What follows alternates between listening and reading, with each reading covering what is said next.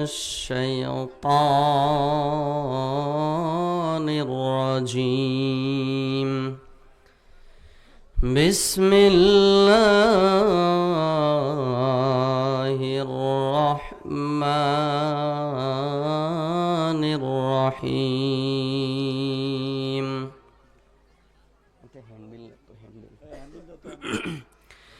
يا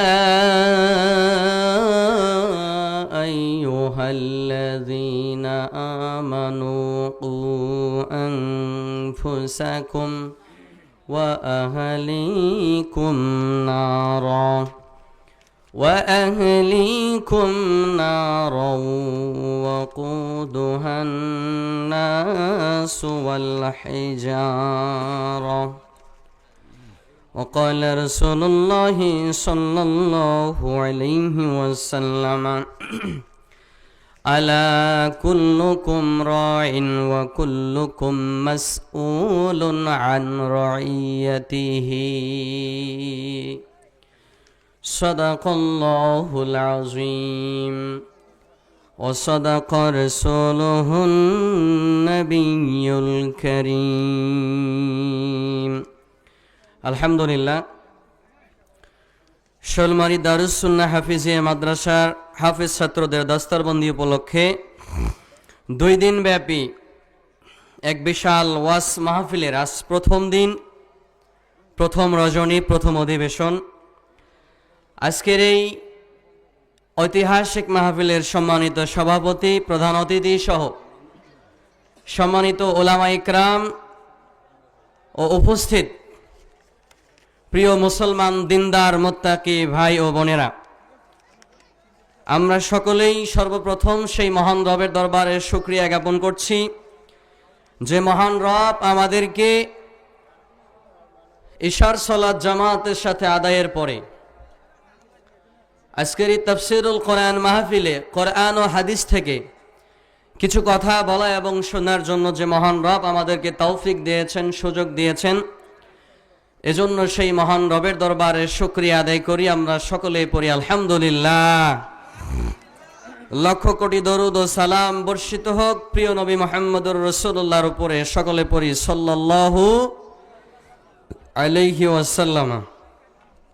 সম্মানিত উপস্থিতি, আপনারা কি মন খারাপ করেছেন না রাগ করেছেন? মন খারাপ যদি না হয়ে থাকে, রাগ যদি না হয়ে থাকে, তাহলে সবাই আমরা একটু সামনের দিকে একটু মনোযোগী হব। আমরা যদি একটু মনোযোগী হয়ে সামনের দিকে আগায় আগায়া বসি, তাহলে আপনারা একটু সাউন্ড দিলে, আগায়া বসলে বক্তাও কিন্তু কথা বলতে মজা পায়, ঠিক কি না? তাফসীরুল কোরআন মাহফিলের সম্মানার্থে আমরা সবাই একটু নিজ নিজ দায়িত্বে আমরা সামনের দিকে আগায় আগায় বসি, পরবর্তীতে যে ভাইয়েরা আসবে তারা যেন বসতে পারে। এই দিকে সবাই বসছে, ডান দিকে কেউ নাই, একটু কেমন দেখা যায়। পিছনে যারা আছে একটু আল্লাহর হস্তে ডান দিকে সামনে আগায় আগায় বসি আমরা ইনশাল্লাহ। আমরা এসেছি এখানে কোরআন ও হাদিস থেকে কিছু আলোচনা শোনার জন্য। আমরা যেন শেষ পর্যন্ত প্রত্যেকজন আলেমের জবান থেকে আমরা যেন মহামূল্যবান কথাগুলোকে শুনে শেষ পর্যন্ত থেকে আমলের নিয়তে আমরা যেন সবাই শুনে যেতে পারি। আল্লাহ আমাদের সবাইকে তৌফিক দিক, বলেন আমিন। আল্লাহ তাআলা চাইলেই, ইচ্ছা করলেই আপনাকে আমাকে অসুস্থ বানিয়ে, রোগাক্রান্ত বানিয়ে, অ্যাক্সিডেন্ট করে হসপিটালে, ক্লিনিকে অথবা বাড়িতে বিছানায় আল্লাহ চাইলেই ফেলে রাখতে পারতেন। কি বলেন, পারতেন কি পারতেন না? কিন্তু আল্লাহ তাআলা এমন বিপদগ্রস্ত না করে আপনাকে আমাকে সুস্থ রেখে আজকের এই বিশাল ওয়াজ মাহফিলের তাফসীর কোরআন হাদিসের কথা শোনার জন্য আসার এবং বসার তৌফিক দিয়েছেন। এজন্য আমরা আনন্দিত হয়ে, খুশি হয়ে, আনন্দ চিত্তে কণ্ঠকে উজাড় করে দিয়ে আল্লাহকে খুশি করার জন্য আরো একবার বলি আলহামদুলিল্লাহ। মাশাআল্লাহ, আলহামদুলিল্লাহ। সম্মানিত হাজিরিন, পবিত্র কোরআনুল কারীম থেকে একটি মাত্র আয়াতে কারিমা আমি তেলাওয়াত করেছি সূরাতুত তাহরিমের 6 নম্বর আয়াত, এবং নবী সাল্লাল্লাহু আলাইহি সাল্লামের অসংখ্য হাদিসে মোবারকা থেকে একটি মাত্র হাদিসাংশ পাঠ করেছি, যেটি বুখারী এবং মুসলিম শরীফে এসেছে। এর আলোকে আমি আমার কথা বলার চেষ্টা করব। আমা তাওফীকি ইল্লা বিল্লাহ, আল্লাহ যেন তৌফিক দান বলি আমিন। সম্মানিত হাজিরিন, আজকের আমার আলোচ্য বিষয় হবে যে আমরা নিজেরা জাহান্নামের আগুন থেকে বাঁচব এবং আমাদের পরিবারস্থ অধীনস্থ ব্যক্তিদেরকেও জাহান্নামের আগুন থেকে বাঁচানোর চেষ্টা করব ইনশাআল্লাহ। সম্মানিত হাজিরিন, আল্লাহ পাক রব্বুল আলামিন পবিত্র কোরআনুল কারীমের সূরাতুত তাহরিমের 6 নম্বর আয়াতের ভিতরে আল্লাহ তাআলা আমাদেরকে জানিয়ে দিচ্ছেন, ইয়া আইয়ুহাল্লাযীনা আমানু, হে ইমানদার বান্দাগণ, তোমরা যারা ঈমান এনেছো মুমিন বান্দারা, ও আনফুসাকুম, তোমরা নিজেরা জাহান্নামের আগুন থেকে বাঁচো, ওয়া আহলিকুম নার, এবং তোমাদের আহাল পরিবারস্থ ব্যক্তিদেরকে জাহান্নামের আগুন থেকে বাঁচানোর চেষ্টা করো। ওয়াকুদুহান নাসু ওয়াল হিজারা, আমরা যদি নিজেরা নিজেদেরকে জাহান্নামের আগুন থেকে না বাঁচাই, আমরা যদি ঈমানদার হওয়ার পরেও যদি জাহান্নামের আগুন থেকে বাঁচতে না পারি, রব্বুল আলামিন বলতেছেন তাহলে কি হবে? ওয়াকুদুহান নাসু ওয়াল হিজারা, এই মানুষ আর পাথরের মাধ্যমে রব্বুল আলামিন জাহান্নামটাকে ভর্তি করে দিয়ে দিবে। নাউজুবিল্লাহ। জাহান্নাম আল্লাহ কাদের দিয়ে ভর্তি করবে ভাই? মানুষ আর পাথর দিয়ে। এই জাহান্নামের আগুনের ভয়ে পাথরও কান্না করে, অথচ আমরা মানুষ কান্না করি না। আল্লাহর পয়গম্বর হযরত মুসা আলাইহিস সালাতু ওয়াস সালাম একদিন আল্লাহ পাকের সঙ্গে কথা বলার জন্য তুর পাহাড়ের দিকে অগ্রসর হলেন। রাস্তা দিয়ে যাচ্ছেন, হঠাৎ করে লক্ষ্য করলেন রাস্তার কোনো এক পাশ থেকে কান্নার আওয়াজ ভেসে আসছে। মনে হচ্ছে ছোট কোনো বাচ্চা ডুকরে ডুকরে কান্না করলে যেই পরিমাণে সাউন্ড হয়, এই পরিমাণে ডুকরে ডুকরে কান্না করছে, কান্নার সাউন্ড আসতেছে। নবী পয়গম্বর মুসা নবী তিনি চতুর্দিকে লক্ষ্য করতেছেন, খুঁজতেছিলেন কোথা থেকে কান্নার আওয়াজ আসে, কে কান্না করে। এই জন্য তিনি চতুর্দিকে খোঁজাখুঁজি শুরু করে দিলেন, কোথায় কান্না করে। খুঁজতে খুঁজতে লক্ষ্য করলেন রাস্তার এক পাশে পাথর বসে আছে, পাথর মাটির মধ্যে রাখা আছে। এই পাথরের শরীর থেকে পাথর দিয়ে পানি বেয়ে বেয়ে জমিনের মধ্যে পড়ে। পয়গম্বর সামনের দিকে আগায় গেলেন, পাথরের দিকে চলে গেলেন, গিয়া বলতেছেন, পাথরে কি তোমার দুঃখ, কি হতাশা, কি দুর্দশা, কি কারণে তুমি কান্নাকাটি করেছো? পাথরের জবান খুলে গেল, আল্লাহ তাকে সক্ষমতা দিয়া দিলেন। পাথর বলতেছেন, নবী গো, আল্লাহ বলেছেন দুনিয়ার মানুষকে দেয়া যদি জাহান্নাম পরিপূর্ণ না হয়, জাহান্নাম গুলাকে যদি মানুষ দিয়া ভর্তি করা না হয়, তাহলে বিশাল আকৃতির বড় বড় যে পাথরগুলা আছে, রব্বুল আলামিন এই বড় বড় পাথরগুলাকে দিয়া জাহান্নামের বাকি অংশটাকে ভর্তি করে দিয়া দিবে। আরে পয়গম্বর, আমি পাথরকে যদি জাহান্নামের ভিতরে নিক্ষেপ করা হয়, আমি পাথর ওই জাহান্নামের আগুনটাকে সহ্য করতে পারবো না। ওই জাহান্নামের আগুনের ভয়ে, শাস্তির ভয়ে আমি পাথর কান্না করতেছি। আল্লাহর নবী মুসা বলেন, পাথর রে কান্না বন্ধ করো। পাথর বলে, আপনি যদি ওয়াদা দেন, আল্লাহর সঙ্গে কথা বলে যদি আপনি আমাকে প্রতিশ্রুতি দিতে পারেন যে রব্বুল আলামিন আমাকে জাহান্নামের আগুন থেকে মুক্তি দেবেন, শুধুমাত্র আমি সেই কথা শুনলে, প্রতিশ্রুতি পাইলেই আমি কান্না থামাবো, এর আগে না। সুবহানাল্লাহ। মুসা আলাইহিস সালাতু ওয়াস সালাম আল্লাহর কাছে আবদার জানালেন, ওগো রব্বে কাবা, তোমার মাখলুক, তোমার সৃষ্টি জীব পাথর কান্নাকাটি করছে জাহান্নামের আগুনের ভয়ে। তোমার এই মাখলুক জাহান্নামের আগুন থেকে মুক্তি চায়।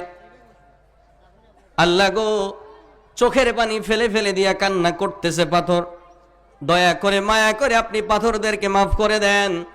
রব্বুল আলামিন তখন মুসা নবীকে বলেন, মুসা রে, যে পাথরগুলা কান্না করে করে তার গাটাকে ভিজায়া ফেলেছে, তুমি তাদেরকে সুসংবাদ দিয়ে দাও, আমি আল্লাহ তাআলা ওই পাথরগুলাকে জাহান্নামের ভিতরে ভরবো না।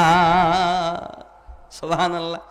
সেই জায়গায় আশরাফুল মাখলুকাত, সর্বশ্রেষ্ঠ জীব মানুষ, এই মানুষ যদি চোখের পানি ফেলে দিতে পারে, রব্বুল আলামিন এই মানুষ যত গুনাহ করুক না কেন, বান্দার জিন্দেগির গুনাহগুলোকে মাফ করে দিয়ে আল্লাহ মানুষদেরকে জান্নাত দান করে দিয়ে দিবেন। সুবহানাল্লাহ। এই মানুষের চোখের পানি এতই মূল্যবান, মহামূল্যবান চোখের পানি। কোন বান্দা যদি গভীর রাতে উঠে তাহাজ্জুদের নামাজ আদায় করে যদি রবের কাছে কাকুতি মিনতি করে চোখের পানি ফেলে দিতে পারে, রব্বে কাবা বলেন হাসরের ময়দানে জাহান্নামের শরীরের মধ্যে ৭০,০০০ শিকল লাগানো হবে। এই শিকলগুলো হাজার হাজার লক্ষ লক্ষ ফেরেশতারা শিকলগুলো ধরে রাখবে, জাহান্নামকে আটকায় রাখবে। জাহান্নাম এত বড়, এত জোরে হুঙ্কার দিবে, জাহান্নামের হুঙ্কার শুনে লক্ষ লক্ষ কোটি কোটি মানুষের তৃষ্ণা লেগে যাবে, ভয়ে পালানো শুরু করবে, দৌড়ানো শুরু করে দিবে। মানুষ ভয়ে আতঙ্কিত হয়ে যাবে, আতঙ্কিত হয়ে যাবে। এই মানুষগুলোর ভিতর থেকে যে সমস্ত বান্দারা গভীর রজনীতে, শীতের রজনীতে উঠে আল্লাহ পাকের ইবাদত করে তাহাজ্জুদ পড়ে আল্লাহর কাছে ক্ষমা প্রার্থনা করবে এবং চোখের পানি ফেলে দেবে, এই বান্দা বান্দিদের চোখের 1 ফোঁটা অথবা 2 ফোঁটা চোখের পানি যদি কোনো বান্দা ফেলতে পারে, কিয়ামতের দিন সেই কঠিন মুসিবতের সময় জাহান্নাম যখন সামনের দিকে আগায় আসবে গ্রাস করার জন্য, মানুষকে ভক্ষণ করার জন্য, তখন ইমানদার বান্দার, আমলদার বান্দার, নামাজি বান্দার চোখের ওই 1 ফোঁটা 2 ফোঁটা পানিকে রব্বুল আলামিন এত পাওয়ার দিয়া দিবেন। নামাজি বান্দাকে বলবে, বান্দারে তোমার ওই পানিটাকে তুমি হাতের মধ্যে নাও আর জাহান্নামের দিকে পানিটাকে এভাবে ছিটায়া দাও, নিক্ষেপ করো। আল্লাহ পাকের হুকুমে তখনই আল্লাহর বান্দাগুলা, মানুষগুলা, ইমানদারগুলা তার ওই গভীর রাতের তাহাজ্জুদের চোখের পানিটাকে হাতের মধ্যে নিয়ে জাহান্নামের দিকে ছুটায়া দিবে, নিক্ষেপ করবে। সাথে সাথে জাহান্নাম এই পানিকে দেখে ভয়ে পিছন দিকে পিছায়া চলে যাবে। সুবহানাল্লাহ। তাহলে একজন ইমানদার বান্দার চোখের পানির কি পরিমাণ মূল্য, কথা বলেন ঠিক কি না? একজন ইমানদার বান্দার চোখের পানির এত বেশি মূল্য যে জাহান্নাম শুদ্ধা ভয়ে পালায়া যায়, পিছনে দৌড় শুরু করে দেয়। সুতরাং আমাদের ইমানদার বান্দাদেরকে অবশ্যই খেয়াল করতে হবে, আমাদের চোখের পানি ফেলতে হবে, ওই মহান রবের ইবাদত বন্দেগী করতে হবে।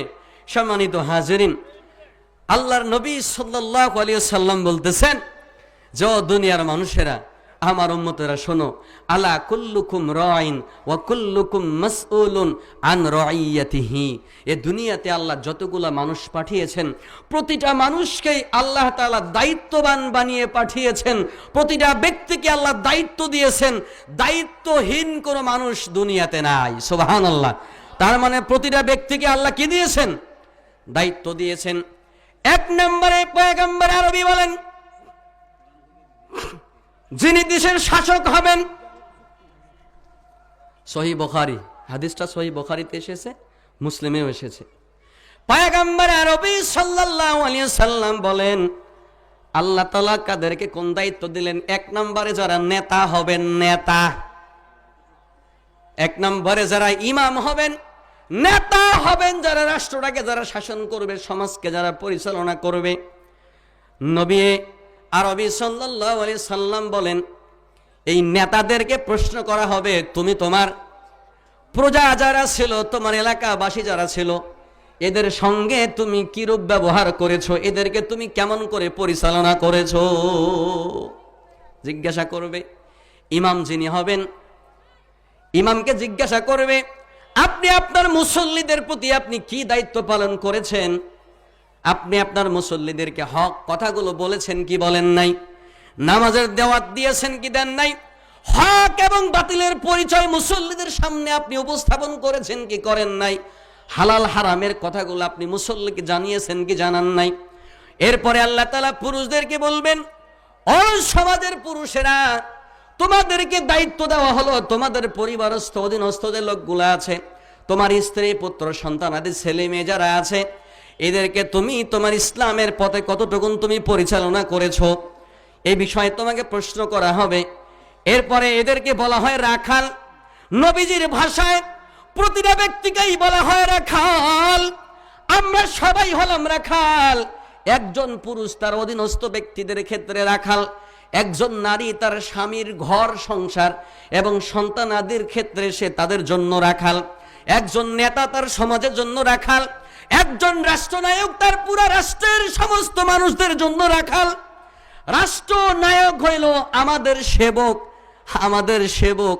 আর আমাদের দেশের রাষ্ট্রনায়করা নিজেকে এমন নেতা নেতা ভাব ধরে, সামনে কেউ আসলে লাথি দিয়ে সরায় দেয়, মুসাফা করার টাইম নাই। কথা বলেন ঠিক কিনা? পয়গম্বর আরবি সাল্লাল্লাহু আলাইহি সাল্লামের আদর্শের দিকে যদি আমরা লক্ষ্য করি, তাহলে আমরা দেখতে পারবো নবী সাল্লাল্লাহু আলাইহি সাল্লাম মুসল্লিদের সঙ্গে, সাহাবায়ে কেরামের সঙ্গে কিরকম নমনীয় ব্যবহার করেছেন, নম্রতা ভদ্রতার কথা বলেছেন। কিন্তু বর্তমান জামানায় যারা আমাদের শাসক হচ্ছে, নেতা হচ্ছে, এদের ভাব দেখলে ভাবে আটে না। সম্মানিত হাজিরিন, এরপরে আসেন, একজন নারী যখন একটা পরিবারের ভিতরে থাকে, এই নারী তার স্বামীর ঘর সংসার সামলাবে। এরপরে ওই বাড়ি যেই লোকটা দাস থাকে, চাকর থাকে, এই চাকরের দায়িত্ব হচ্ছে তার মালিকের সম্পদগুলা রক্ষা করা। কোথায় কোন সম্পদ আছে সেই সম্পদগুলাকে ঠিকঠাক মতো রেখে দেওয়া, যাতে করে কোনো মানুষ চুরি করে নিয়ে যাইতে না পারে, ডাকাতি করে নিয়ে যেতে না পারে। সম্মানিত হাজিরিন, আমি একজন ইমাম হিসেবে, আমি একজন মুসল্লি হিসেবে, আমি একজন এলাকার সমাজসেবক নেতা হিসেবে আমি আমার সমাজের দায়িত্ব কতটুকুন পালন করতেছি, এই প্রশ্ন আমাদের সবাইকেই করতে হবে। কথা বলেন, হবে কি হবে না? আমি যদি আমাকে প্রশ্ন করি, তাহলে সমাজের অন্য মানুষ আমাকে প্রশ্ন করার সুযোগ পাবে না। কথা বলেন ঠিক কি না? কিন্তু আমরা মানুষেরা, জনগণেরা এমন মানুষদেরকে, এমন নিকৃষ্ট মানুষদেরকে, এমন গুনাহগার পাপিষ্ঠ ব্যক্তিদেরকে আমাদের নেতা নির্বাচন করি, যে নেতারা অন্যায় করতে করতে, পাপ করতে করতে আমাদের কাছে জবাবদিহিতার ভয়ে এলাকা ছেড়ে, বাড়ি ছেড়ে, দেশ ছেড়ে ভিন্ন দেশে পালায় যায় জীবন বাঁচায়। কথা বলেন ঠিক কিনা? সম্মানিত হাজিরিন, যে নেতা তার শুধু নিজের জীবনের চিন্তা করে, আমাদের চিন্তা করে না, জনগণের চিন্তা করে না, সমাজের চিন্তা করে না, ওই নেতাকে কখনো সমাজের জন্য কল্যাণকর হতে পারে? কখনোই সে কল্যাণকামী হতে পারে না। সে শুধু তার রাজনীতি করে তার পেটের জন্য, সে পেট নীতি করে। কথা বলেন ঠিক কিনা? সুতরাং এমন নেতাদের পিছনে আমাদের আর টাইম ওয়েস্ট করা যাবে না। কথা বলেন ঠিক কিনা? এত দুঃখ রাখবো কোথায়, রাখার জায়গা নাই ভাই রে, এত দুঃখ রাখবো কোথায়, রাখার জায়গা নাই, আমাদের কপালেতে শান্তি বুঝি নাই। ঠিক না? এত দুঃখ রাখবো কোথায়, রাখার জায়গা নাই ভাই রে, এত দুঃখ রাখবো কোথায়, রাখার জায়গা নাই, আমাদের কপালেতে শান্তি বুঝি নাই ভাই রে, আমাদের কপালেতে শান্তি বুঝি নাই। 5 ওয়াক্ত নামাজ পড়ে কপালে তার দাগ, মক্কাতে যায় না মের আগে লাগায় হাজি সাহেব। ঠিক না? 5 ওয়াক্ত নামাজ পড়ে কপালে তার দাগ, মক্কাতে যায় না মের আগে লাগায় হাজি সাব, চা দোকানে বৈশা হাজি টেলিভিশন চায় ভাই রে, চা দোকানে বৈশা হাজি টেলিভিশন চায়, হিন্দি গানের তালে তালে পা দুটি নাচায় ভাই রে, আমাদেরই কপালেতে শান্তি বুঝি নাই, এত দুঃখ রাখবো কোথায় রাখার জায়গা নাই ভাই রে, এত দুঃখ রাখবো কোথায় রাখার জায়গা নাই, আমাদেরই কপালেতে শান্তি বুঝি নাই, সুদে ঘুষে জীবন কাটে কর দুর্নীতি, এমন লোক যদি হয় মসজিদের সভাপতি, ঠিক না?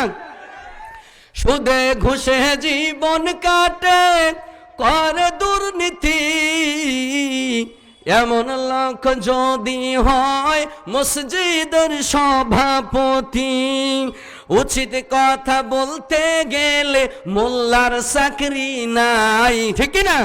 উচিত কথা কইতে গেলে ইমামের চাকরি নাই, আমাদেরই কপালেতে শান্তি বুঝি নাই ভাই রে, এত দুঃখ রাখবো কোথায় রাখার জায়গা নাই ভাই রে, এত দুঃখ রাখবো কোথায় রাখার জায়গা নাই, আমাদেরই কপালেতে শান্তি বুঝি নাই, সমাজেতে অসঙ্গতি বলবো কত আর, গায়ের জোর বিচারপতি ঘুষেরই কারবার, ঠিক না?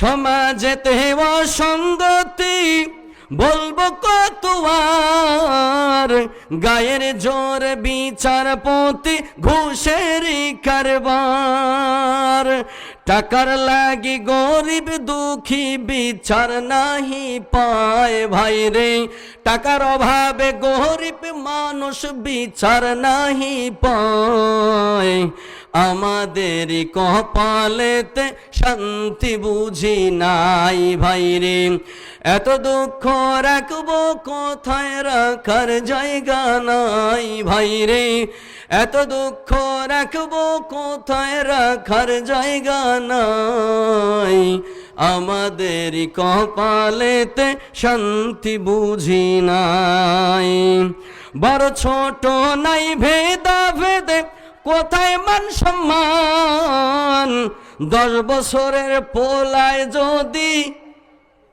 10 বছরের পোলায় যদি বিড়ি সিগারেট খায়, বড় ছোট নাই ভেদা ভেদে কোথায় মান সম্মান, বাপের সমান মুরব্বিকে করছে অপমান, 10 বছরের পোলায় যদি সামনেই সিগারেট খায় ভাই রে, 10 বছরের পোলায় যদি বিড়ি সিগারেট খায়, আমাদেরই কপালেতে শান্তি বুঝি নাই ভাই রে, এত দুঃখ রাখবো কোথায় রাখার জায়গা নাই ভাই রে, এত দুঃখ রাখবো কোথায় রাখার জায়গা নাই, আমাদেরই কপালেতে শান্তি বুঝি নাই ভাই রে, আমাদেরই কপালেতে শান্তি বুঝি নাই, ঠিক না? আমাদের পোলাপানে বিড়ি সিগারেট খায় না, মুরব্বি টুরব্বি ছোট বড় কিছু দেখে না, আরে 10 বছর 11 বছর বয়স, আরে বেনসন সিগারেট লাই ঠ্যাঙ্গের উপর ঠ্যাং তুলিয়া ঝাঁকুরি দিয়ে সিগারেট টান দেয়, কেউ যদি কয় এই পাশে একজন ইমাম আছে হুজুর আছে, আরে সাইডা ধুর তোর হুজুর টুজুর, হুজুরটা কি হয়েছে, মোর বাপের টাকায় মুই সিগারেট খাও, তোর হুজুরের কি, কথা বলেন ঠিক কি না? এই সমস্ত পোলাপানগুলা তাদের আচরণের কারণে আমাদের সমাজগুলো আজকে ধ্বংসের দ্বার প্রান্তে পৌঁছে যাচ্ছে, কথা বলেন ঠিক কি না? এই পোলাপানগুলোর সাহস কেমনে পাইলো? এই পোলাপানগুলা সাহস কোত্থেকে পাইলো? তার মা বাবা দিয়েছে। কথা বলেন ঠিক কিনা? তার মা বাবা যদি শোনার পরে, অনেক মানুষ তো মায়ের কাছে গিয়া নালিশ দেয়, বড় ভাইয়ের কাছে নালিশ দেয়, বাবার কাছে গিয়া নালিশ দেয়। আপনার ছেলেটাকে দেখলাম যে অমুক জায়গায় বাঁশের ঝাড়ের তলে বসে বসে সিগারেট টানতেছে, গাঞ্জা টানতেছে। তখন বলে আমার ছেলে গাঞ্জা খাইছে, তা তোর বাপের কি? বলে কি বলে না? এমন গার্জিয়ান বলে আসে না? আসে না নাই? আসে না নাই? এই সমস্ত গার্জিয়ানের কারণে যেদিন থেকে একজন মানুষ এ কথা বলতে শুরু করেছে, আমার ছেলে সিগারেট খাক, বিড়ি খাক, গাঞ্জা খাক, ইয়াবা খাক, ট্যাবলেট খাক, আর যাই খাক না কেন, এটা আমার ব্যাপার, তোমাকে নাক গলাইতে কে বলছে? যেদিন থেকে একজন গার্ডিয়ান এই কথা বলতে শুরু করেছে, সেদিন থেকে আমাদের এই সমাজে পচন ধরতে শুরু করেছে। কথা বলেন ঠিক কি না? সুতরাং আজকের এই কোরআনের আয়াতের শিক্ষাই হচ্ছে এটা, বান্দা তুমি নিজে জাহান্নামের আগুন থেকে বাঁচো এবং তোমার পরিবারস্থ লোকগুলাকে জাহান্নামের আগুন থেকে বাঁচানোর চেষ্টা করো। সম্মানিত হাজিরিন, বাবা যদি তার সন্তানদেরকে ঠিকঠাক মতো আদব শিক্ষা দিত, বড়দেরকে সম্মান করতে হবে, বিড়ি সিগারেট খাওয়া যাবে না, গাঞ্জা খাওয়া যাবে না, নেশা করা যাবে না, বাবা মা যদি ঠিকঠাক মতো শিক্ষা দিত এবং গাইডলাইন ঠিক মতো করত, তাহলে ওই ছেলেগুলা নষ্ট হইতো না, নেশাকর হইতো না, গাঞ্জাখর হইতো না, মা বাবার গায়ে হাত তুলতো না। কথা বলেন ঠিক কিনা?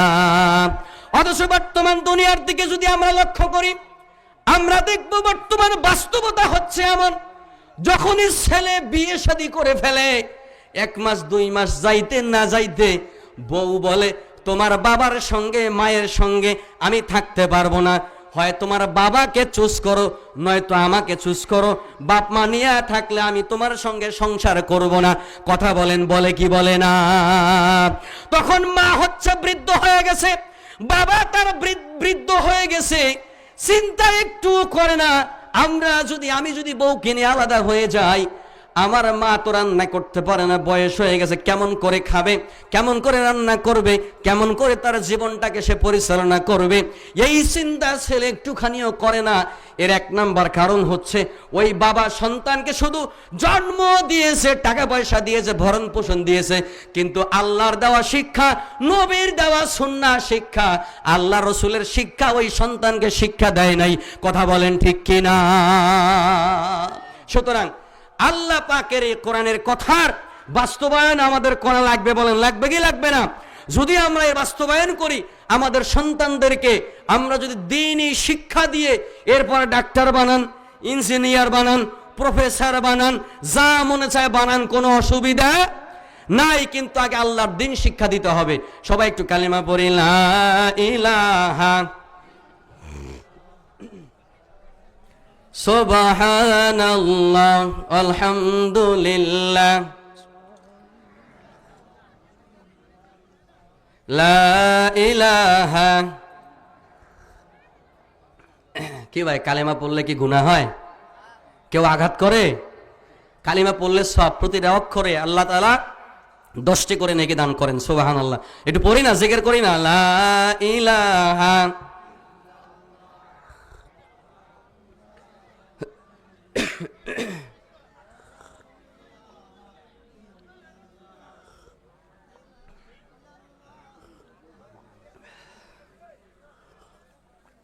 পাবলিক কয় হুজুর বসছি, আপনি আমাদের কালিমা পড়তে লাগাই দিয়ে আপনি চা খাবেন বসি বসি, আমরা কালিমা পড়বো না, ঠিক না?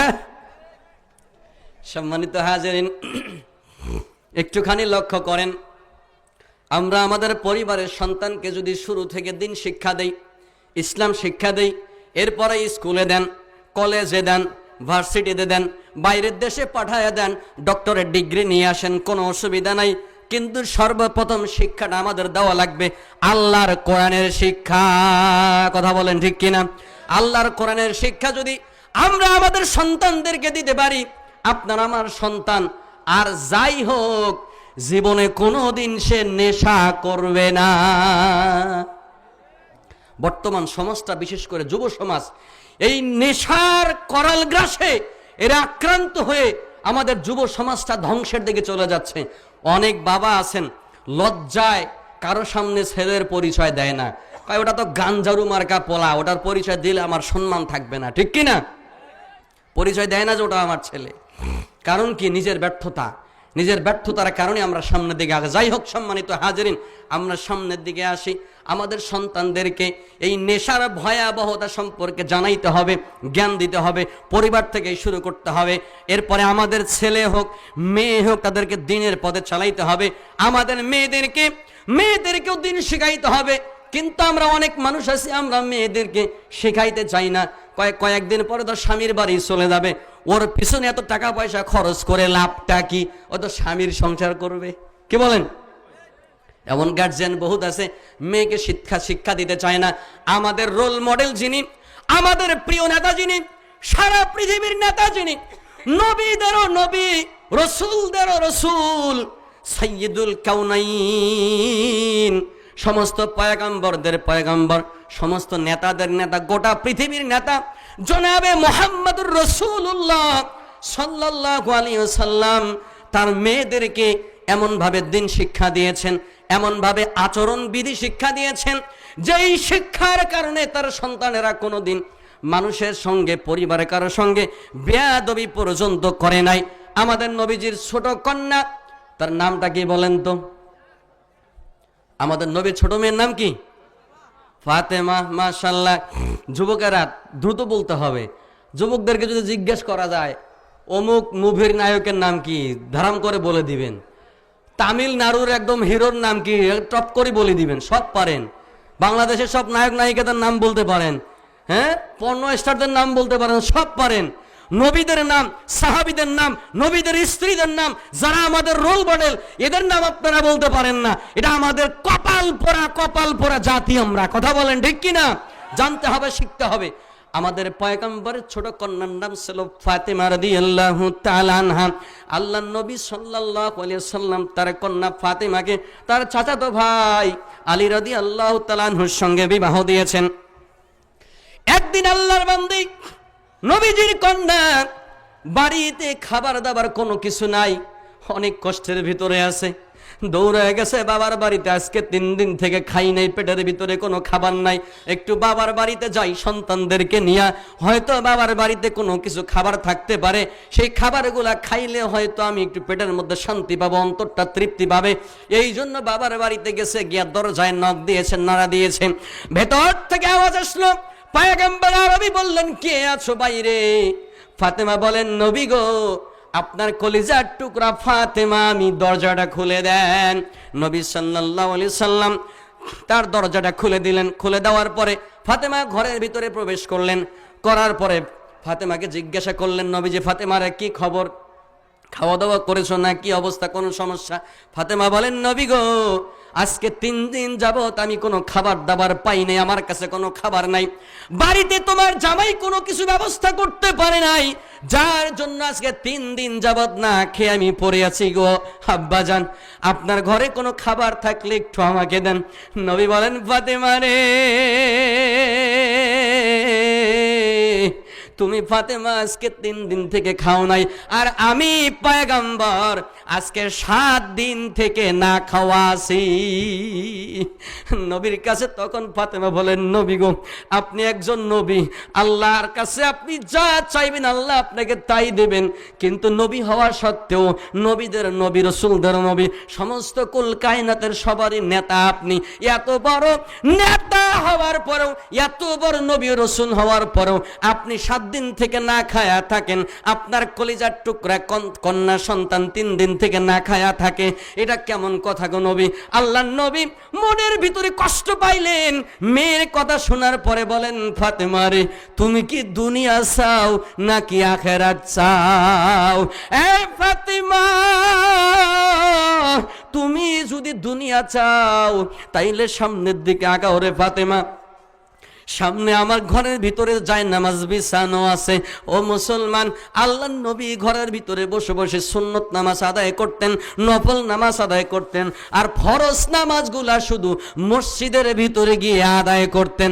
আমাদের সমাজের মানুষেরা যদি দেখে আমাদের ইমাম সাহেব মসজিদে সবার আগে ঢোকে না, সুন্নত পড়ে না, তাইলে বলে আমাদের ইমাম সুন্নতি পড়ে না, বলে কি না? কয় ইমাম মানুষ সবার আগে আগে মসজিদে আসবে, ইমামকে দেখে দেখে আমরা শিখবো, উনি পড়বে, ওনার পিছনে পিছনে আমরাও পড়বো। ইমাম কেন জানি সুন্নতি পড়ে না, শুধু এক জায়গায় ইমামকে দেখেন, বাকি জায়গায় কেন দেখেন না? বাকি জায়গায় ইমাম মিথ্যা কথা বলে না, বাকি জায়গায় ইমাম চগলখড়ি করে না, আপনি তো মিথ্যা বন্ধ করেন না, চগলখড়ি বন্ধ করেন না। ইমাম তো সুদ খায় না, আপনি তো সুদ খাওয়া বন্ধ করেন না। ইমাম তো ঘুষ খায় না, আপনি তো ঘুষ খাওয়া বন্ধ করেন না। আপনি শুধু সুযোগ খোঁজেন ইমামের ভুল ধরার জন্য। কথা বলেন, শুধু ভুল ধরার জন্য লেগে আছে। আল্লাহ নবী বলেন, ফাতেমা রে, আমার যে জায়নামাজ আছে ঘরের ভিতরে, একটু কান লাগান এই দিকে। আমি যেই জায়নামাজের মধ্যে দাঁড়ায়া দাঁড়ায়া গভীর রাতে আমার আল্লাহকে সিজদা দেই, জায়নামাজের একটা কর্নার ধরে একটু উঠাও, জায়নামাজের কোনা ধরে উঠাও, তোমার যা লাগে তুমি সেখান থেকে নিয়ে নাও। ফাতেমার সামনের দিকে আগায় গেছে, আগায় গিয়া দেখে জায়নামাজের একটা কোনা ধরে উপর দিকে উঠাইছে, দেখে নিচে জায়নামাজের নিচে অনেকগুলা কলসি রাখা আছে। আপনারা কলসি চিনেন তো, পানি রাখা কলসি, কলস। এই কলসির ভিতরটা পুরাটা স্বর্ণ রৌপ্য দিয়া ভর্তি করা আছে। নবী বলেন, ফাতেমা রে, তোমার যদি আখিরাত দরকার না থাকে, নাও নাও, সেখান থেকে তুমি নিয়ে নাও। তোমার কতগুলা দরকার, তুমি সেখান থেকে স্বর্ণ মুদ্রা নিয়ে নাও, রৌপ্য মুদ্রা নিয়ে নাও রে ফাতেমা। কিন্তু মনে রাখবা ফাতেমা, দুনিয়ায় তুমি পেয়ে যাবা, আখিরাতে তোমার জন্য কোনো কিছুই থাকবে না। ফাতেমা বলেন, নবী গো, আমি আমার ভুলটা বুঝতে পেরেছি গো নবী, আমার দুনিয়ার কোনো দরকার নাই। 3 দিন কেন, 7 দিনও যদি না খায়া থাকা লাগবে, এরপরও আমি না খেয়ে থাকবো, কিন্তু আমি দুনিয়ার বিনিময়ে আখিরাত কখনো হারাইতে চাই না। আল্লাহর নবীর কন্যা ফাতেমার সাথে সাথে জায়নামাজটা ফেলে দিয়া দিলেন, আর স্বর্ণ মুদ্রা ধরলেন না, নাড়লেন না। শুধু কি তাই রে ও মুসলমানেরা, জল ঢাকার মুসলমানেরা শুনে রাখেন, আল্লাহর নবীর জন্য আল্লাহ তাআলা বরাদ্দ করে দিয়েছিলেন, নবী গো, আপনি যদি দুনিয়া চান তাহলে উহুদ যে পাহাড়টা আছে, আপনি শুধু অনুমতি দিবেন, গোটা উহুদ পাহাড়টাকে আমি আল্লাহ তাআলা আপনার জন্য স্বর্ণের পাহাড় বানায়া দেব। বলেন সুবহানাল্লাহ। কিন্তু আপনারা আমার নবীজি দুনিয়া চায় নাই, চেয়েছেন আখিরাত। কথা বলেন ঠিক কিনা? যার কারণে তার কাছে কোনো সম্পদ ছিল না। তার মানে এই নয় যে আমাদের নবী গরিব, এটা কথা, মিথ্যা কথা। আমাদের সমাজের মানুষ বলেন নবী গরিব ছিলেন, নাউজুবিল্লাহ বলেন। নবী গরিব ছিলেন? নবী গরিব ছিল না। নবীর মতো ধনী আল্লাহর দুনিয়ায় মানুষ ছিল না রে বান্দা। কারণ এই যে হাদিসটা বললাম, আল্লাহ বলেছেন, নবী গো, আপনি যদি চান গোটা উহুদ পাহাড়টাকে আপনার জন্য স্বর্ণে রূপান্তরিত করে দিয়ে দেব। কিন্তু নবী বলেন, না না, আমার ধনী হওয়ার দরকার নাই, স্বর্ণালঙ্কার দরকার নাই। গরিবী অবস্থানটাকে আল্লাহর নবী পছন্দ করতেন, ভালোবাসতেন। সুবহানাল্লাহ। আপনাদেরকে বোঝানোর জন্য ছোট্ট একটা উদাহরণ দেই। নবী আমার কেমন ধনী ছিলেন না গরিব ছিলেন? আল্লাহর নবী সাল্লাল্লাহু আলাইহি ওয়াসাল্লাম মায়ের পেটে থাকতেই বাবাকে হারিয়েছেন, এবং বড় হওয়ার পর 6 বছর বয়সে তেনার আম্মা জানকে হারিয়েছেন। এরপরে আমার নবীজিকে তার চাচা, তার দাদা তেনাকে মানুষ করেছেন, লালন পালন করেছেন। এরপরে দাদা মারা যাওয়ার পর তেনার চাচা আবু তালেব তাকে লালন পালন করেছেন। লালন পালন করতে করতে যখন নবীজির বয়স হয়ে গেল 12 বছর বয়স হওয়ার পরে পয়গম্বর আমার চাচার সঙ্গে ব্যবসার উদ্দেশ্যে রওনা হয়ে গেছেন সিরিয়ার দিকে, শামের দিকে। বিভিন্ন জায়গায় ব্যবসা কাজের মধ্যে তিনি লিপ্ত থাকতেন। তিনি ব্যবসায়ী ছিলেন, একজন আল্লাহর নবী। ব্যবসা করতে করতে একদিন হঠাৎ করে খাদিজা রাদিয়াল্লাহু তাআলা আনহা শুনলেন যে আমাদের এই মক্কা নগরীতে এমন একটা যুবক আছে, যেই যুবকটার বিশ্বস্ততা আমানতদারির দিক থেকে 1 নম্বরের যুবক, এই যুবকের ভিতরে কোনো মিথ্যার আশ্রয় নাই, এই যুবক অনেক সত্যবাদী, আমানতদার এবং বিশ্বস্ত। এই যুবকটাকে যদি আমি খাদিজা আমার ব্যবসার কান্ডারি বানাইতে পারি, আমার ব্যবসার যদি নেতৃত্ব দিতে পারে, তাইলে আমার ব্যবসার ভিতরে অনেক বরকত হবে, অনেক কামাই হবে। এই জন্য আপনার আমার নবী পয়গম্বর আরবি সাল্লাল্লাহু আলাইহি ওয়াসাল্লামকে খুঁজে বের করলেন, লোক পাঠাইয়া দিলেন যে মুহাম্মদকে আমার কাছে নিয়ে আসো। লোক গিয়া নবীকে নিয়ে আসলেন। খাদিজা আপনাকে ডেকেছে। নবী গিয়া বললেন, খাদিজা আপনি আমাকে ডেকেছেন? খাদিজা বলে, হ্যাঁ আমি আপনাকে ডেকেছি। আমি আমার ব্যবসায়িক কাজে আপনাকে আমি নেতা বানায়া সিরিয়ার দিকে পাঠাইতে চাই। আপনার কি মতামত? অন্যান্য জায়গায় আপনি যেই পরিমাণে লাভ পান তার থেকে বেশি লাভ আমি আপনাকে দেব। তখন তিনি তিনার চাচাকে বললেন, চাচা অনুমতি দিলেন, ঠিক আছে বাবা যাও, ব্যবসায়ের জন্য যাও। আল্লাহর নবী ব্যবসায়ের উদ্দেশ্যে সিরিয়ার দিকে রওনা হয়ে গেলেন খাদিজার ব্যবসা নিয়ে। ব্যবসা করতেছেন। এইদিকে খাদিজা নবীজির অনেক প্রশংসা শুনেছে, অনেক গুণকীর্তন শুনেছে। এটাকে পরীক্ষা করার জন্য একজন দাসী, একজন বাদীকে সঙ্গে করে দিয়েছে। তুমি দেখবা মুহাম্মদ কোথায় যায়, কি করে, আশ্চর্যজনক কোনো ঘটনা ঘটে কি ঘটে না, এই দৃশ্য দেখার জন্য নবীর সঙ্গে একজন খাদেম দিয়া দিয়েছেন, বাদী দিয়া দিয়েছেন। বাদী তার সঙ্গে চলে গেছে, সবগুলা দেখতেছে। এরপরে যেই দিন তিনি ব্যবসার কাজ সম্পন্ন করে যখন তিনি বাড়িতে ফিরে আসবেন, ওই দিন খাদিজা রাদিয়াল্লাহু তাআলা আনহা তখন তিনি জানালার মধ্যে দাঁড়ায়া গেলেন যে দেখি তো মুহাম্মদ আসতেছে, কোন অলৌকিক ঘটনা দেখা যায় কি যায় না। এই জন্য তিনি জানালা দিয়ে তাকায় আছেন, লক্ষ্য করতেছেন পয়গম্বর আরবি সাল্লাল্লাহু আলাইহি সাল্লাম ব্যবসায়িক কাফেলা নিয়ে সামনে তিনি হেঁটে হেঁটে আসতেছেন, বীর দর্পে আসতেছেন। তখন তিনি লক্ষ্য করলেন প্রচন্ড রোদের কারণে মানুষ রোদে থাকতে পারে না, বাইরে থাকতে পারে না, সবাই গাছের নিচে বসে আছে, বাড়িতে ঘরের ভিতরে বসে আছে। কিন্তু মুহাম্মাদের মাথার উপরে দেখা যায় এক খণ্ড মেঘ তাকে ছায়া দিয়ে দিয়ে আনতেছে। সুবহানাল্লাহ। আল্লাহর নবী যখন বাড়িতে চলে আসলেন, হিসাব নিকাশ দেখলেন, খাদিজা দেখতেছে অন্যান্য নেতারা যেই পরিমাণে লাভ করে মুহাম্মদ তার থেকে 4 থেকে 5 গুণ লাভ বেশি করেছে। সুবহানাল্লাহ। যেই পরিমাণ নবীজিকে দেওয়ার কথা ছিল তার পারিশ্রমিক, তার থেকে দ্বিগুণ খাদিজা দিয়ে দিলেন। দেওয়ার পরে নবীজিকে বলেন, ওগো মুহাম্মদ, আপনাকে আমি একটা কথা বলতে চাই, অনেক দিন থেকে ভাবতেছি, আপনাকে পরীক্ষাও আমার করা শেষ, আপনি যদি রাজি থাকেন আমি খাদিজা আপনাকে বিবাহ করতে চাই। সুবহানাল্লাহ। মুহাম্মদ সাল্লাল্লাহু আলাইহি সাল্লাম একজন শ্রমিক, অন্যের ব্যবসা পরিচালনা করছে, অন্যের কাজ করছেন। আর খাদিজা তৎকালীন যুগে মক্কা নগরীর সবথেকে বড় ধনী মহিলা। সুবহানাল্লাহ। সবথেকে বড় ধনী এলাকার শিল্পপতি একজন শ্রমিককে বলতেছে আমি আপনাকে বিয়ে করতে চাই। আপনি আমি হলে তো ঝাঁপ দিয়ে উঠতাম, বলে আমি এখনই রেডি, কবুল কর তাড়াতাড়ি, ঠিক কিনা? আমার নবী বলেন না, আমি কিছু বলতে পারবো না, আমার একজন গার্জিয়ান আছে, আমার মাও নাই, বাবাও নাই, দাদাও নাই, আমার একজন গার্জিয়ান চাচা আছে। এখন আমি আপনাকে ওয়াদা দিতে পারবো না। আমি আমার গার্জিয়ান চাচার কাছে যাব, চাচাকে গিয়া বলবো, চাচা যদি রাজি হয়, অনুমতি দেয়, তাইলে বিয়ে করতে পারবো। চাচা অনুমতি না দিলে আমি আপনাকে বিয়ে করতে পারবো না।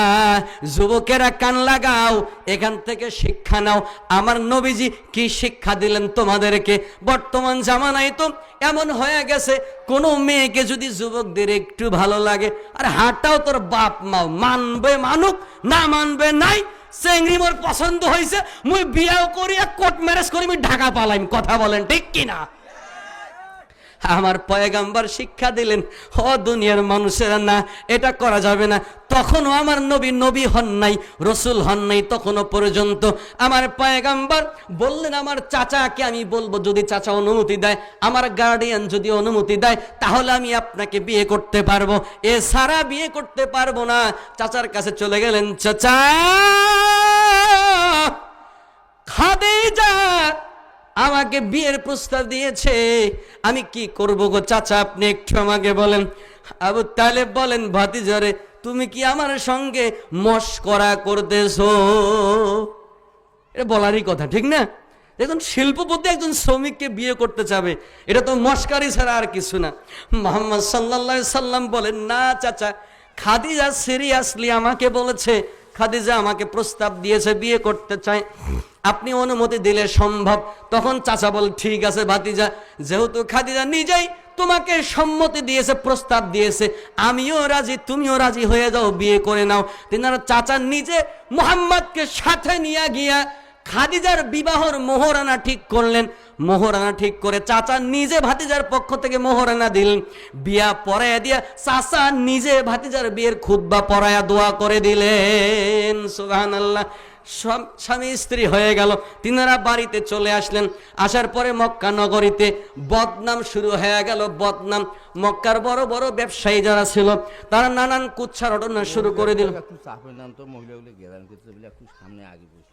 সম্মানিত মা বোনেরা, আপনাদেরই তো ওয়াজ চলতেছে, সেই মা বোনেরাই যদি বিশৃঙ্খলা করে তাইলে তো আর কিছুই থাকে না, ঠিক কি না?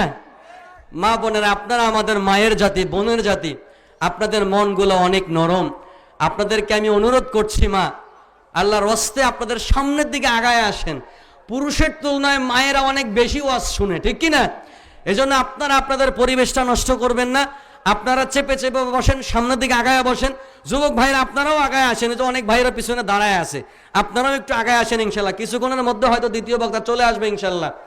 যত সাজানো গুছানো মাঠ পাবে বক্তারা তত ওয়াজ করে মজা পাবে, ঠিক কি না? আপনারাও শুনে মজা পাবেন তখন। এজন্য সবাইকে বলবো আগায় আগায় বসি। মা বোন যারা আছেন এদিক সেদিক দাঁড়িয়ে আছেন, যেমন তেমন করে জায়গা দখল করে আছেন, আপনাদের প্রতি আমার আহ্বান থাকবে, আল্লাহর হস্তে চেপে চেপে বসে আপনি নিজেও বসেন, অন্য মা বোনদেরকে বসার সুযোগ করে দেন।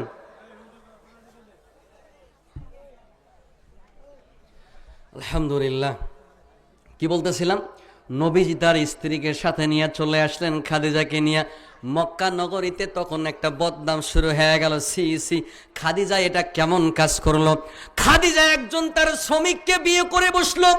আমাদের মতো এত বড় বড় ধনাঢ্যবান ব্যক্তি থাকা সত্ত্বেও এত ধনী মানুষ বাদ দিয়ে একজন গরিব মানুষকে, শ্রমিককে বিয়ে করে বসলো। এইটা কুৎসা রটনা শুরু হয়ে গেল। এই কথাগুলো যখন নবীজির কানে আসলো, নবীজির মনটা ভীষণ খারাপ হয়ে গেল। খাদিজাকে এসে বলে, খাদিজা, আপনি এই কাজটা কেন করলেন? আমি বারংবার নিষেধ করেছিলাম, কিন্তু জোরপূর্বক আপনি আমাকে বিয়ে করলেন। এখন আপনার নামে মানুষেরা কত বদনাম রটাচ্ছে, আপনার নামে খারাপ কথা বলতেছে গো খাদিজা। আপনার মনটা ভীষণ ভাবে ভেঙে যাচ্ছে, আপনি তো কষ্ট পাচ্ছেন খাদিজা। খাদিজা বলেন, নবী গো, আপনি কষ্ট পাবেন না, আপনি ধৈর্য ধরেন, উচিত জবাব আমি সময় মতো দিয়ে দেব। তখন আল্লাহর বান্দি মক্কা নগরীতে যতগুলা বড় বড় নেতা আর খ্যাতা পাতি নেতার চামচা ছিল সবগুলাকে দাওয়াত দিছে। আপনারাও বিয়ে করলে মানুষকে দাওয়াত খাওয়ান, তো দাওয়াত খাওয়ান না? শুধু বিয়ের দাওয়াত? এখন তো মানুষ মারা গেলে 3 দিনের দিনও গোটা এলাকার দাওয়াত দেয়, আবার গেটও দেখেন টেবিল আর খাতা কলম নিয়ে বইছে। কথা বলেন? আরে মরা বাপের মরা, মায়ের মরা বাড়ি, সেই মরা বাড়ি তো খাতা কলম নিয়ে বইছে। আইসো, খাও আর টাকা দিয়ে যাও। এটা তো দাওয়াত খাওয়ানো না, এটা একটা ব্যবসা। কথা বলেন ঠিক কি না? বিয়ে বাড়িতেও ব্যবসা চলে, মরা বাড়িতেও ব্যবসা শুরু হয়ে গেছে এখন। নবীর স্ত্রী খাদিজা রাদিয়াল্লাহু তাআলা আনহা বলেন, নবী গো, আপনি বিচলিত হবেন না, আপনার টেনশন নেওয়ার কোনো কারণ নাই। তিনি সবাইকে দাওয়াত দিলেন, যত নেতা খাতা ছিল, যত ব্যবসায়ী ছিল, সবাইকে খাদিজা রাদিয়াল্লাহু তাআলা আনহা দাওয়াত দিয়ে নিজের বাড়িতে নিয়ে আসলেন। আসার পরে সবাইকে বসায়া দেওয়া হলো, সবার সামনে খাবার রেডি করে দেওয়া হলো। খাবার দেওয়ার পরে খাদিজা বলতেছে, আমি আগে কিছু কথা বলবো, এরপরে তোমরা খাওয়া শুরু করবে। এরপরে খাবার পরিবেশন করা হলো। তখন বলতেছে, ও মক্কাবাসীরা শুনে রাখো, ও ধনাঢ্য ব্যক্তিরা, ধনী মানুষেরা, বড় বড় ব্যবসায়ীরা শুনে রাখো, মার্চেন্ট ব্যবসায়ী যারা আছো কান খুলে শোনো। এই মক্কা নগরীতে সব থেকে বড় ধনী বড় ব্যবসায়ী কে? তোমরা একটু বলো। সবাই বলে, খাদিজা। এটা বলার আর কি আছে? আপনি খাদিজাই তো সব থেকে বড় ব্যবসায়ী, বড় ধনী। আমার কথা বুঝতেছেন ভাই? কথা বলিনি, একটু মনোযোগ দেন। আপনারা কথা বলে তো আমার আলোচনার মুড বসা নষ্ট হয়ে যাবে। খাদিজা বলতেছে মক্কা নগরীতে সব থেকে ধনী মানুষকে, বড় ব্যবসায়ীকে, সবাই সমস্বরে বলে উঠল, খাদিজা আপনি তো বড় ব্যবসায়ী, আপনি হইলেন বড় ধনী, এটার আর বলার কি আছে? খাদিজা বলেন, ও মক্কা নগরীর মানুষেরা শুনে রাখো, আমি যখন সব থেকে বড় ধনী, আমার সমস্ত সম্পদগুলাকে আমার স্বামী মুহাম্মদের পায়ের নিচে রেখে দিলাম, সবগুলার মালিক আমি মুহাম্মদকে বানায় দিলাম। এখন বলো তো কে ধনী? আপনারা বলেন কে ধনী? নবী ধনী। নবী কে ধনী? খাদিজার যা ছিল সব নবী সাল্লাল্লাহু আলাইহি সাল্লামকে দিয়ে দিলেন। তাহলে এখন কে ধনী হইল? নবীজি ধনী হইল। তখন খাদিজা বলেন, ও মক্কার ব্যবসায়ীরা, এবার বলো তো তোমরা ধনী নাকি মুহাম্মদ সব থেকে ধনী? সবার মুখ কালা হয়ে গেছে। কই এখন তো আমাদের থেকে মুহাম্মদ ধনী হইল। খাদিজা বলেন, মুহাম্মদ, মক্কার মানুষেরা শুনে রাখো, মুহাম্মদ সব থেকে গরিব ছিল, টাকা পয়সা ছিল না, আমার সম্পদ দিয়ে মুহাম্মদকে সম্পদশালী বানায় দিলাম। এবার তোমাদের থেকে বড় ধনী হইল আমার স্বামী মুহাম্মদুর রাসূলুল্লাহ। সুতরাং তোমাদের আর কথা বলার কোনো জায়গা থাকলো না। আমি মক্কার সর্বশ্রেষ্ঠ ধনীকেই বিয়ে করেছি, তোমাদের মতো কাঙ্গালকে আমি বিয়ে করি নাই। সুবহানাল্লাহ। মুখ আন্ধার করে কালা করে খেয়ে উঠে আস্তে করে চলে গেল। কেউ না খায়া চলে গেছে, আর খাওয়ার মুড আছে, অপমান হয়েছে, আর খায় থেকে চলে গেল। ও মুসলমান, এই ঘটনাটা আমি আপনাদের সামনে এই জন্য উপস্থাপন করলাম যে আল্লাহর নবী গরিব ছিলেন নাকি ধনী ছিলেন? সত্যিকার অর্থে আমাদের নবীজি অনেক ধনী ছিলেন, কিন্তু নবীজিকে যতগুলো সম্পদ খাদিজা তাকে মালিক বানায় দিলেন, একটা সম্পদ নবীজি নিজের কাজে ব্যবহার করেন নাই, নিজের জন্য রাখেন নাই। সমস্ত সম্পদগুলাকে তিনি দিনের জন্য, ইসলামের কাজে তিনি সবগুলা দান করে দিয়েছেন। সুবহানাল্লাহ। ও দুনিয়ার মুসলমানেরা, বলতেছিলাম যে ও ইমানদারের, আল্লাহ বলতেছেন তোমরা নিজেরা জাহান্নামের আগুন থেকে বাঁচো এবং পরিবারের লোকগুলাকে জাহান্নামের আগুন থেকে বাঁচাও। আমি নিজে নামাজ পড়লাম, রোজা করলাম, হজ করলাম, যাকাত দিলাম, দান সদকা করলাম, নিজে জাহান্নামের আগুন থেকে বাঁচলাম। আমার পরিবারের লোকেরা, তাদেরকেও তো বাঁচানোর দরকার আছে। কেমন করে বাঁচাবো একটুখানি আমরা যদি লক্ষ্য করি। আমার নবীজির কন্যা, যে কথাটা বলতেছিলাম, নবীজির ছোট মেয়ের নাম কি? ফাতেমা রাদিয়াল্লাহু তাআলা আনহা। মেয়েকে বিয়ে দিয়েছেন চাচাতো ভাইয়ের সঙ্গে, আলী রাদিয়াল্লাহু আনহুর সঙ্গে। স্বামী স্ত্রীর মধ্যে বলেন তো ঝগড়াঝাটি হয় কি হয় না? ঝগড়া হয়? আপনাদের হয়? সবার মধ্যেই হয়। মাঝে মধ্যে কখনো নবীর সঙ্গেও স্ত্রীদের সঙ্গে একটু ভুল বোঝার কারণে মনোমালিন্যতা হয়েছে, কিন্তু আল্লাহ তাআলা সেটা সংশোধন করে দিয়েছেন। হযরত আলী রাদিয়াল্লাহু তাআলা আনহুর সঙ্গে ফাতেমার সঙ্গে একটু তর্ক বিতর্ক হয়েছে। ফাতেমা রেগে মেগে একেবারে লাল হয়ে, অগ্নিশর্মা হয়ে ঘর থেকে বের হয়ে নবীজির বাড়িতে চলে গেছেন। ও দুনিয়ার মানুষের, আপনাদেরকে বলে যাই, আমাদের সমাজে যদি এমনটা হয়, মেয়ে জামাইয়ের সঙ্গে ঝগড়া করে চলে আসছে, আমরা গার্জিয়ান কি বলি? আসছিস ভালো হইছে। গোলামের বেটার এত সাহস, মোর বেটি গাইলায়, মোর বেটি ডাঙ্গায়, আয় বাড়িতে ওয়াসে ভালো চ্যাংরার সাথে তোকে বিয়াও দেন। কথা বলেন, কথা বলেন। গার্জিয়ান বলে কি বলে না? আমার নবীজির কলিজার টুকরা সন্তান ফাতেমা রাদিয়াল্লাহু তাআলা আনহা বাড়িতে এসেছে, জামাইয়ের সঙ্গে ঝগড়া করে, কথা কাটাকাটি করে। নবী আমার বলে, ফাতেমা রে, তুমি আসছো, কিন্তু আমার জামাই আলী কোথায়? আমার আলী নাই কেন? ফাতেমা কয়, নবী গো, আমি একাই আসছি, আমার সঙ্গে তোমার জামাই আসে নাই, মনটা ভীষণ খারাপ। নবী কয়, কাহিনী কি? মনটা তোমার, মুখটা মলিন কেন, চেহারাটা কালো কেন, অন্ধকার কেন? ফাতেমা বলেন, নবী গো, তোমার জামাইয়ের সঙ্গে আমি ঝগড়া করে বাড়ি থেকে বের হয়ে চলে এসেছি। আল্লাহর পয়গম্বর বলেন, ফাতেমা রে, তুমি এখন আমার বাড়ি থেকে বের হয়ে চলে যাও, তোমার মতো মেয়ে আমার দরকার নাই।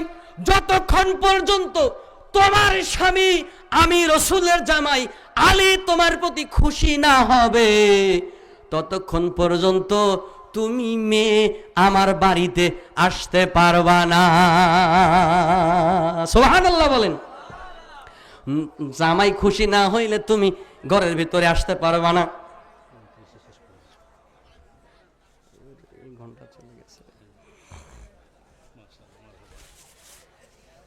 নারায়ে তাকবীর। দ্বিতীয় বক্তার আগমন।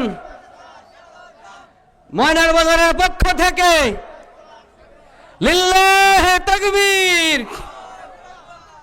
সম্মানিত হাজিরিন, মেহমান যেহেতু চলে এসেছেন, আর আলোচনা লম্বা করার সুযোগ নাই। চলো সারা রাত ওয়াজ হবে আজ, পয়সা নেবেন ফির অল্পনা ওয়াজ করবেন কেন? মাশাআল্লাহ, মারহাবা। বক্তা অনুমতি দিছে, আর কোনো আফসোস নাই, ঠিক কিনা? আজ সারা রাত চলবে। সম্মানিত হাজিরিন, আমলিক নাই, প্রেতাত্মা আছে তো, প্রেতাত্মা আছে। গতকালকে এক জায়গায় মাহফিলে একটা গান গাইলাম। গান গাওয়ার পর আমি আমার আলোচনা 10 মিনিট আগায় চলে গেছি। পাশ থেকে কেরামান কাতিবিন থাকে না, কেরামান কাতিবিন দুই পাশে থাকে। এরা কয়ছে হুজুর, আরে হাসিনার কথা বাদ দিয়া ওয়াজ করেন ওয়াজ। বললাম কেন? কয় এখানে হিন্দু বাড়ি আছে, হিন্দু বাড়ি। বললাম আপনারাও হিন্দু নাকি? তাহলে সব থেকে বড় হাসিনা তো ওরাই। কথা বলেন। ও হাসিনা বুবু গো, মোরা তোমায় রক্ষা করতে পারলাম না। ঠিক না? কি হবে? হবে। আচ্ছা, এটা দিয়ে শেষ করে দেবো যেহেতু হুজুর চলে আসছে।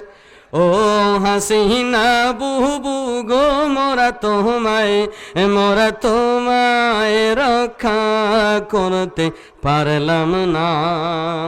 তোমার গড় ট্রাইব্যুনালে, তোমার গড় ট্রাইব্যুনালে তোমার ফাঁসির ঘোষণা। মোরা তোমায় রক্ষা করতে পারলাম না। ও হাসিনা বুবু গো, মোরা তোমায় রক্ষা করতে পারলাম না। সুসময় ছিলাম তোমার ওই আঁচলেরই তলে, চেটে পুটে খাইছি সবই জ্ঞাতি গোষ্ঠী মিলে। ঠিক না? সুসময়ে ছিলাম তোমার ওই আঁচলেরই তলে, ওই চাইটা পুইটা খাইছি সবই 14 গোষ্ঠী মিলে। এখন তুমিও নাই, আমরাও নাই। ঠিক না? এখন তুমিও নাই, আমরাও নাই, সবই মিথ্যা ছলনা। মোরা তোমায় রক্ষা করতে পারলাম না। ও হাসু, বলেন না কেন যুবকরা, বলেন না কেন? ও হাসু আপা গো, মোরা তোমায় রক্ষা করতে পারলাম না। ভেবেছিলাম বুবু তুমি এই দেশটা তোমার বাবার। ঠিক না? নিজের খাহেশ করতে পূরণ স্বপ্ন ভাঙছ সবার। ঠিক না? ভেবেছিলাম বুবু তুমি এই দেশটা তোমার বাবার, নিজের স্বপ্ন করতে পূরণ স্বপ্ন ভাঙছ সবার।